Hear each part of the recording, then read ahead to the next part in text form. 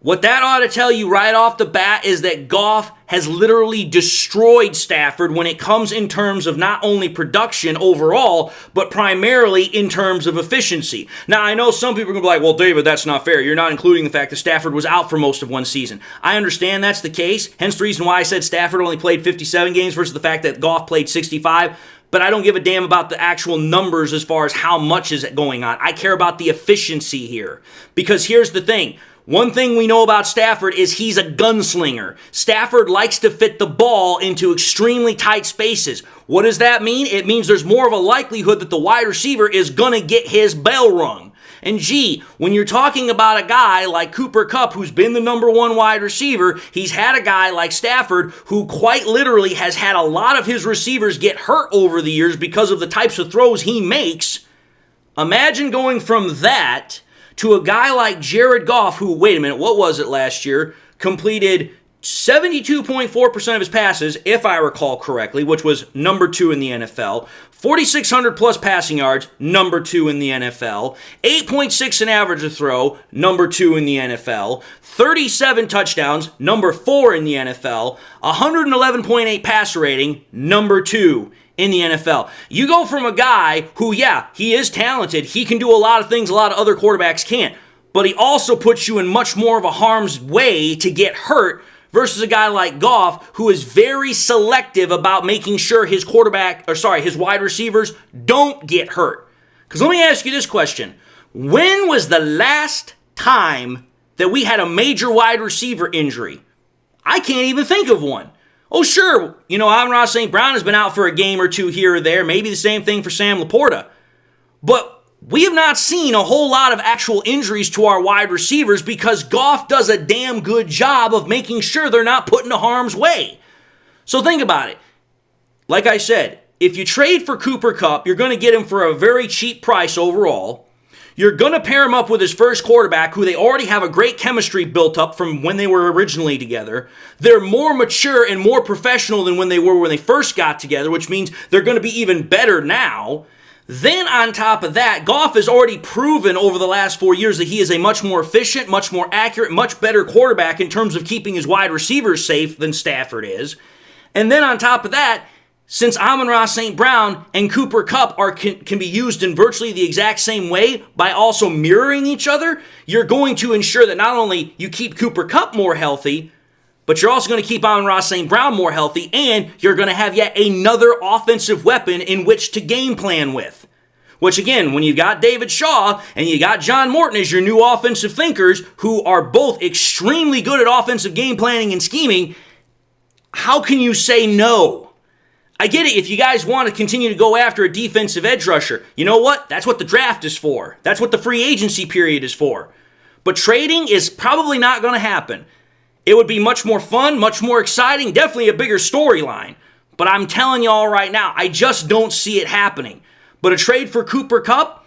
Oh yeah, I could see that one happening. I could see that one happening almost 100 times more than trading for a Myles Garrett or for a Max Crosby. That might upset you. That might make you think I'm a traitor. But you know what? I go with the facts. I go with the logic. And based upon what I've seen Brad Holmes do in the last 4 years, I don't have much hope for a Myles Garrett or a Max Crosby trade. Maybe if somebody becomes available in free agency, who knows? Maybe we could work our magic there. But like I've said before, I'll say again, and this is how I'm going to end this episode. I think it is much more highly likely that the Lions will get an edge rushing talent in the draft than anywhere else. But anyway, having said what I have said, I'm going to end this episode and say thank you all for watching yet another episode of MCM Motor City Mania. If you like what you saw, by all means, highly encourage y'all to watch the next episode. Also encourage y'all to do one of these 3 things: like, comment, and subscribe. If by chance you subscribed in the past and forgot to do so at the time, I want to highly encourage y'all, please, make sure you hit that bell notification icon so that way you guys never miss any more content. Also want to highly encourage y'all, please, to share the content with your Lions friends and family members. Share here on YouTube, Twitter, Facebook, share anywhere and everywhere you possibly can. The more we can do that, the greater the channel can grow and spread. And with that being said, to everybody, I hope y'all enjoyed the content, whether it's the first time watching me, you guys have been watching me for the upteenth time. Hope y'all got something out of it. Also hope everybody has something in their life that makes them happy, makes them smile. God bless, my friends, and until the next time we meet, I'll see you all in the next episode.